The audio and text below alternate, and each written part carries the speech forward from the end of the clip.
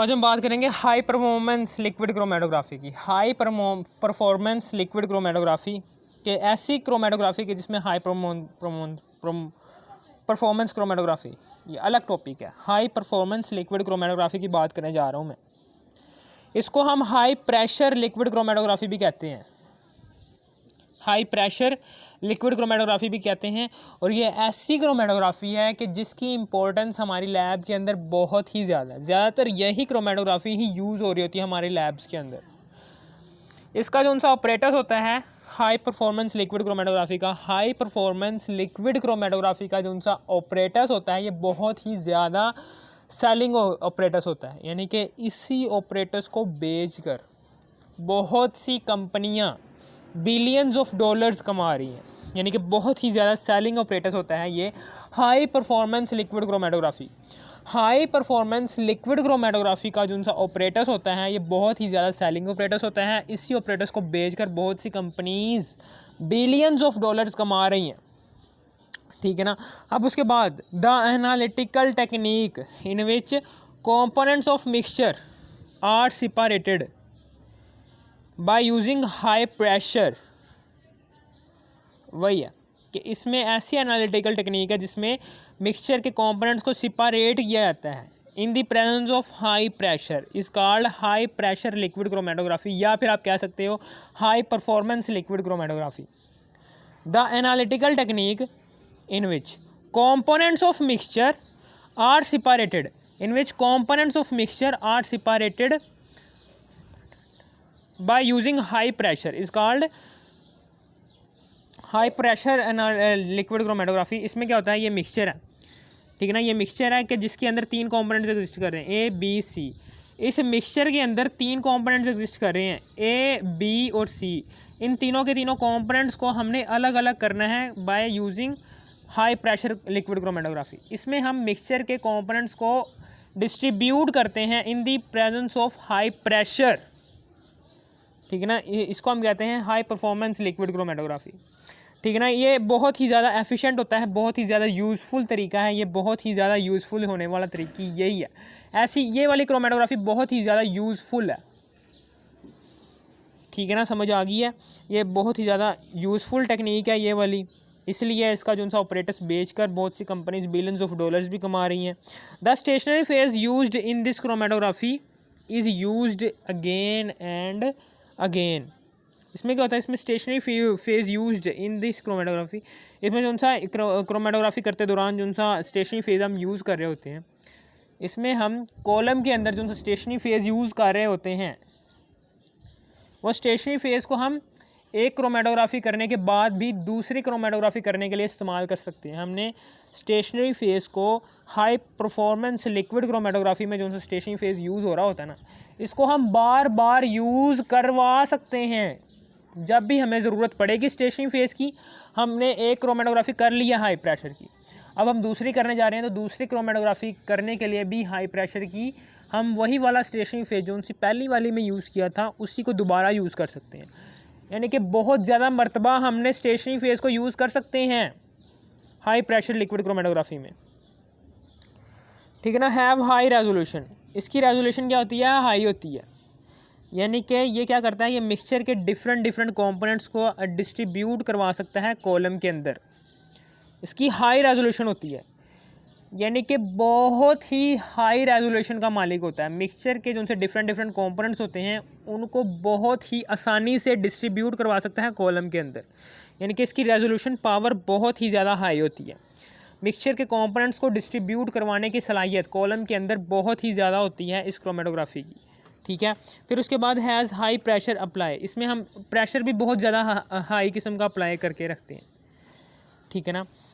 इसमें हम क्या करते हैं, हम लिक्विड क्रोमेटोग्राफी के दौरान बहुत ही ज़्यादा हाई प्रेशर भी अप्लाई करके रखते हैं। और फिर उसके बाद यहाँ पर लेस टाइम कंज्यूमिंग टेक्निक, ये बहुत ही कम टाइम में ये वाली टेक्निक जो सी होती है ये परफॉर्म हो जाती है। लेस टाइम कंज्यूमिंग टेक्निक होती है, बहुत ही कम वक्त में इस टेक्निक को हम यूज़ कर सकते हैं।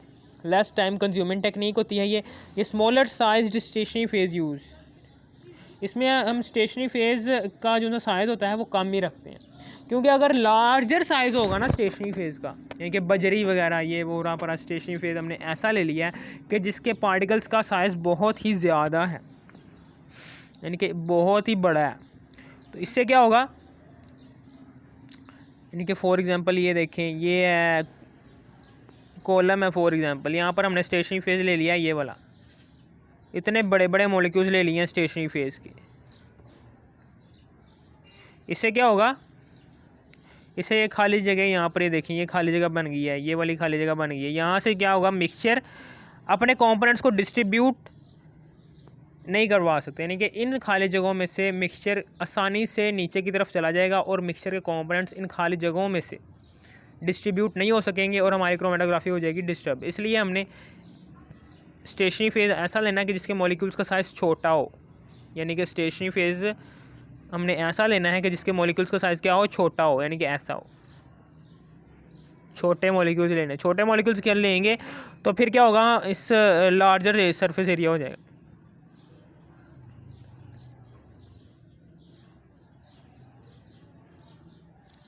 ये देखें, ये स्टेशनरी फेज़ ले लिया हमने,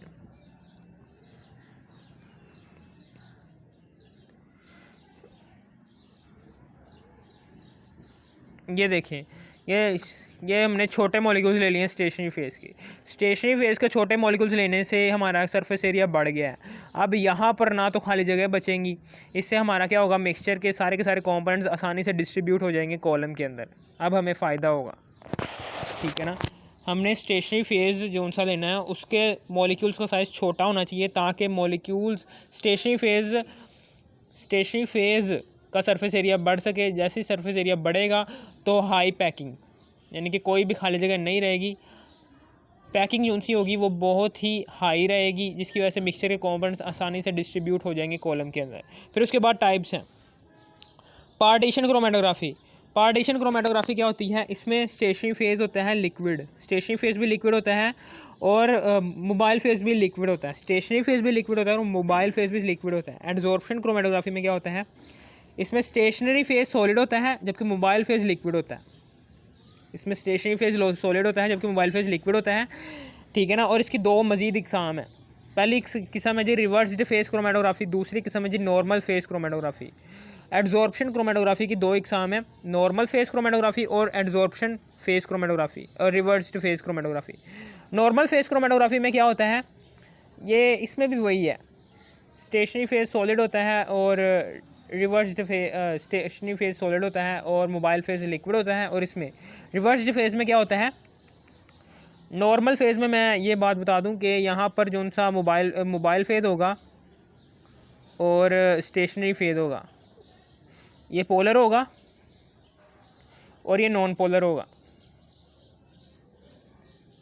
जबकि यहाँ पर जो सा मोबाइल फेज़ होगा रिवर्स्ड फेज़ क्रोमेटोग्राफी में। एब्जॉर्प्शन क्रोमेटोग्राफी की इस किस्म में क्या होगा, नॉर्मल फेज़ क्रोमेटोग्राफी के उल्ट पोलैरिटी होगी मोबाइल फेज़ की और स्टेशनरी फेज़ की। मोबाइल फेज़ की यहाँ पर नॉन पोलर हमने यूज़ किया था, यहाँ पर हम पोलर यूज़ करेंगे मोबाइल फेज़, जबकि स्टेशनरी फेज़ हम क्या करेंगे, यहाँ पर नॉन पोलर यूज़ करेंगे। बस ये डिफरेंस है इन दोनों का, ठीक है। अब अफिनिटी क्रोमेटोग्राफी हमने पता है, हमें पढ़ी है, इसमें हम एंटीजन का यूज़ करते हैं। एंटीजन का यूज़ करके हम एंटीबॉडीज़ निकालते हैं जिसम में से। ये प्लाज्मा टेक्निक, इसमें प्लाज्मा टेक्निक यूज़ हो रही होती है। इसमें क्या होते हैं, इसमें हम खून लेते हैं। हमने ये आमतौर पर कोरोना आया था ना, कोरोना के टाइम सबसे ज़्यादा यूज़ होने वाली क्रोमेटोग्राफी यही थी। इसमें हम क्या करते थे, हम एक ऐसा इंसान लेते थे कि जो कोरोना वायरस से ठीक हो चुका था, उसके खून के अंदर ऐसी एंटीबॉडीज़ बन चुकी थी जो उसे प्रोटेक्ट कर रही थी कोरोना वायरस से। हमने उसी सेहतमंद इंसान के खून में से खून लिया और उसी खून में से हमने एंटीबॉडीज़ निकाल ली कि जो उसे प्रोटेक्ट कर रही थी कोरोना वायरस से, ठीक है ना। और वो कैसे निकाली, वो इस अफिनिटी क्रोमेटोग्राफी के ज़रिए निकाली। इसमें हमने एंटीजन लिया, एंटीजन जो सा था वो उस एंटीबॉडीज़ को अपने अंदर अट्रैक्ट कर लिया कि जो उसे प्रोटेक्ट कर रही थी कोरोना वायरस से। उस खून को हमने कॉलम के अंदर डाला, कॉलम में एंटीजन लगे हुए थे, एंटीजन ने उस खून में से एंटीबॉडीज़ को अपने अंदर एब्जॉर्ब कर लिया, यानी कि चिपका लिया। और बाकी सारी की सारी जो सी इम्प्योरिटी थी, red blood cells, white blood cells, जो भी थे red blood cells, white blood cells, ये वो ना पर सब कुछ नीचे चला गया। सब कुछ क्या चला गया? नीचे चला गया। सब कुछ नीचे चला गया। इम्प्योरिटी सारी के सारी नीचे चली गई और ऊपर रह गई एंटीजन के साथ एंटीबॉडीज़। ठीक है ना। अब इन एंटीबॉडीज़ को हम क्या करेंगे, उस इम्प्योरिटी को अलग बीकर में सेपरेट कर लेंगे और उस एंटीबॉडीज़ को जो कि एंटीजन के साथ अटैच्ड है, ठीक है ना, हम क्या करेंगे, बफर सोल्यूशन डालेंगे। बफर सोल्यूशन डालने के बाद उसकी पीएच को चेंज करेंगे। उसकी जैसी पीएच को चेंज करेंगे तो फिर उसके बाद जो सी एंटीजन के साथ लगी एंटीबॉडीज़ है वो सेपरेट हो जाएंगी एंटीजन से, और एंटीबॉडीज़ को हम अलग बीकर में सेपरेट करके उसको उस इंसान में इंजेक्ट करवा देंगे कि जिसमें कोरोना वायरस की इलामात ज़ाहिर होना शुरू हुई हैं। जैसे ही वो एंटीबॉडीज़ जाएंगी जो कोरोना वायरस से प्रोटेक्ट कर रही थी पहले वाले इंसान को, तो वो इंसान भी सही होना शुरू हो जाएगा, बीमार वाला इंसान। ठीक है ना। यहाँ पर क्या होगा, size exclusion chromatography, affinity chromatography भी हमने कर लिया। अब साइज एक्सक्लूजन, ठीक है ना, ये आयन एक्सचेंज क्रोमेटोग्राफी ये आमतौर पर उसमें यूज़ हो रही होती है। इसमें आयन्स एक्सचेंज हो रहे होते हैं। ठीक है ना। ये हार्ड वाटर को सॉफ्ट वाटर में कन्वर्ट करने में बहुत ही यूज़फुल है। आयन एक्सचेंज क्रोमेटोग्राफी में क्या होता है, आयन्स एक्सचेंज हो रहे होते हैं। ठीक है ना, आयन एक्सचेंज हो रहे होते हैं। ठीक है ना। मिसाल के तौर पर आपने पीछे 10th क्लास में पढ़ा हुआ था कि सोडियम जियोलाइट है, वो जब रिएक्शन करता है मैग्नीशियम सल्फेट के साथ, ठीक है ना, तो सोडियम क्या करेगा, यहाँ पर 2 लगाते हैं। सोडियम जो सा होगा ये सल्फेट के साथ रिएक्शन करके सोडियम सल्फेट बना देगा, और फिर उसके बाद यहाँ पर मैग्नीशियम जो सा मैग्नीशियम था वो इस जियोलाइट के साथ रिएक्शन करके मैग्नीशियम जियोलाइट बना देगा। अब क्या होगा, हमारा जो सा हार्ड वाटर था वो सॉफ्ट वाटर में कन्वर्ट हो चुका है, क्योंकि अब जो से ये मैग्नीशियम और कैल्शियम के आयन्स हैं, ये सोडियम जियोलाइट जो सा है कैल्शियम सल्फेट के साथ ये कैल्शियम सल्फेट भी ऐसे ही है। ये 2 हम यहाँ पर लगाएंगे, सोडियम जियोलाइट Na2SO4 फिर प्लस, यहाँ पर कैल्शियम जियोलाइट बन जाएगा। हमने कैल्शियम और मैग्नीशियम हमने क्या किया है, हमने कैल्शियम को और मैग्नीशियम को जो कि हार्ड वाटर में हार्डनेस की वजह बन रहे थे, वो वाले आयंस को हमने सेपरेट कर दिया है जियोलाइट आयंस से। इसको हम कहेंगे ये क्या है, ये आयन एक्सचेंज क्रोमेटोग्राफी है।